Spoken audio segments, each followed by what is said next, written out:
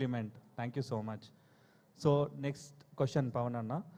Like there is two things, self-love and interdependence.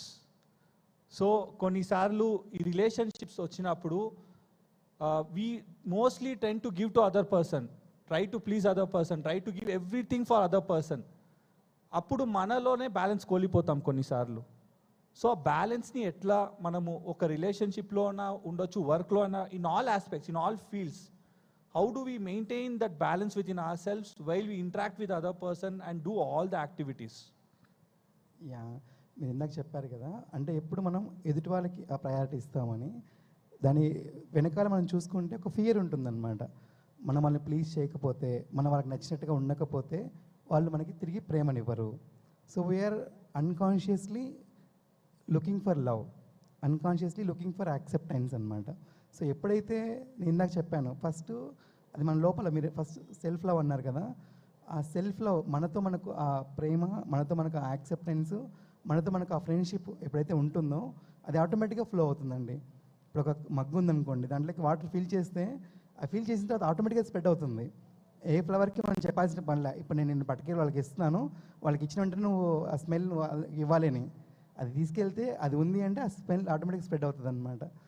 ఒకళ్ళు చక్కగా వాళ్ళతో వాళ్ళకి ఆ కనెక్షన్ ఫామ్ అయ్యింది అంటే, వాళ్ళని వాళ్ళు శుద్ధి చేసుకున్నారు అంటే, అంటే కొన్ని ఎక్స్పెక్టేషన్స్ ఉంటాయండి. నాకు కూడా ఒక ఎక్స్పెక్టేషన్ ఉండేది మ్యారేజ్కి మునుపు. మా ఇద్దరికి మధ్యలో ఒక్కటి కూడా మ్యాచ్ అవ్వదు. నాకు బ్లాక్ ఇష్టం, తనకు వైట్ ఇష్టం, నాకు సౌత్ ఫుడ్ ఇష్టం, తనకి నార్త్ ఇష్టం. అన్నీ కంప్లీట్గా 100 రాసుకుంటే 100కి ఆపోజిటే ఉన్నాయన్నమాట.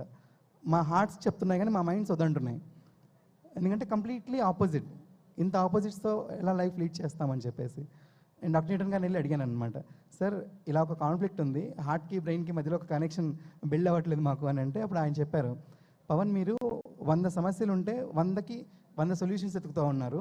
అంటే రేపు నీ గొడవ వస్తే దీనికి ఇది సొల్యూషన్, ఇది వస్తే ఇదో సొల్యూషన్ అని చెప్పి. బట్ లైఫ్ ఎప్పుడు అలా ఉండదు. లైఫ్ ఎప్పుడు రోజుగా కావాలని కోరుకుంటున్నారు మీరు, రోజుగా ఉండదు.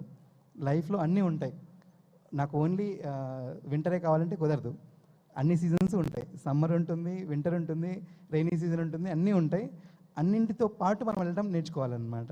సో మా ఇద్దరికి ఒకవేళ ఈ మెడిటేషను, ఈ క్వాంటమ్ లైఫ్ యూనివర్సిటీలో మేము నేర్చుకున్న విజ్డమ్ లేకపోయిందంటే కొన్ని 100 సార్లు విడిపోవాలన్నమాట. జస్ట్ బికాజ్ నా మెడిటేషన్ ఉంది, ఆ నాలెడ్జ్ ఉంది కాబట్టి ఇంకా మేము కలిసి ఒక 10 years అయినా సరే ఇంత చక్కగా కలిసి ముందుకు వెళ్తూ ఉన్నాం. ఎప్పుడైతే మనకు ఆ క్లారిటీ ఉంటుందో, మనకు ఒక రిలేషన్షిప్లోకి ఎందుకు వచ్చాము, రిలేషన్షిప్ నుంచి మనం ఏం నేర్చుకోవాల్సింది ఉంది, ఒకరికొకరు ఎలా కాంప్లిమెంట్ చేసుకోవాల్సింది ఉంది, ఇన్ అండ్ యాంగ్ చూస్తే మనకు అర్థమైపోతుంది అనమాట. మీ ఇద్దరం ఎగ్జాక్ట్ ఎగ్జాంపుల్స్ లాగా అనుకోవచ్చు దానికి. అంటే 2 డిఫరెంట్ పొలారిటీస్, కానీ కలిసి వెళ్ళడానికి ఒక కాజ్, కలిసి వెళ్ళేందుకు ఒక లెర్నింగ్, దానికి కావాల్సిన ఒక ఫౌండేషన్, మెడిటేషన్ కావచ్చు, విజ్డమ్ కావచ్చు, ఇవన్నీ ఉండడం వల్ల మేము కలిసి ముందుకు వెళ్ళగలుగుతున్నాం అనమాట. సో సెల్ఫ్ లవ్ ఉన్నప్పుడు లవ్ని మనం ప్రాపర్గా, అంటే ఏ ఫియర్స్ లేకుండా, ఏ ఎక్స్పెక్టేషన్స్ లేకుండా మనం ఇవ్వగలుగుతాం. ఎప్పుడైతే మనం హార్ట్ఫుల్గా ఇస్తామో అప్పుడు హార్ట్ఫుల్గా తిరిగి వస్తుంది అనమాట. ఏది ఇస్తే అది వస్తుంది. మనం ఫస్ట్ ఏమనుకుంటాం, ఫియర్తో ఇవ్వాలనుకుంటాం. సో తిరిగి అది ఆ ఫియర్ తీసుకొచ్చి పెడుతుంది అనమాట. మన ఫియర్ నుంచి కాకుండా లవ్ బేస్డ్, లవ్ నుంచి, అన్కండిషనల్ స్టేట్ నుంచి మనం ఆపరేట్ అయినప్పుడు డెఫినెట్లీ ఇట్ విల్ రిఫ్లెక్ట్ అనమాట. ఈ భూమి మీద ప్రతి వ్యక్తి ఒక రిఫ్లెక్షనే. మనం ఎప్పుడైతే మన లోపల మనం శుద్ధి చేసుకుంటామో, మనతో మనం కనెక్ట్ అవుతూ ఉంటామో, ఆ కనెక్షన్ ఎదురువైపు నుంచి మనకు వస్తుంది. ఈ 20 years నా స్పిరిచువల్ జర్నీలో, especially last 10 years quantum life యూనివర్సిటీతో నాకు అర్థమైన విషయం ఏంటంటే, ఈ భూమి మీద ఏ వ్యక్తి అయినా సరే వాళ్ళందరూ కూడా మనల్ని బుద్ధులుగా తయారయ్యేందుకు మనకు హెల్ప్ చేస్తూ ఉంటారు.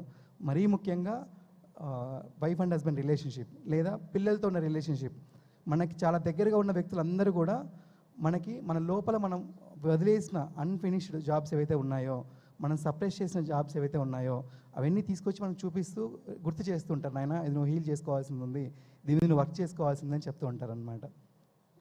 సో ఇంటర్డిపెండెన్సీ అంటే ఎదుటి వాళ్ళ ద్వారా మనం ఏం నేర్చుకోవాల్సింది ఉంది, వాళ్ళు మన లోపల ఏ విషయాన్ని ప్రతిబింబిస్తున్నారు, అది మనం అర్థం చేసుకున్నప్పుడు ఆ ఇంటర్డిపెండెన్సీ కాన్సెప్ట్ కరెక్ట్గా అర్థమవుతుంది నా అభిప్రాయం. థ్యాంక్ యూ అన్న, థ్యాంక్ యూ సో మచ్.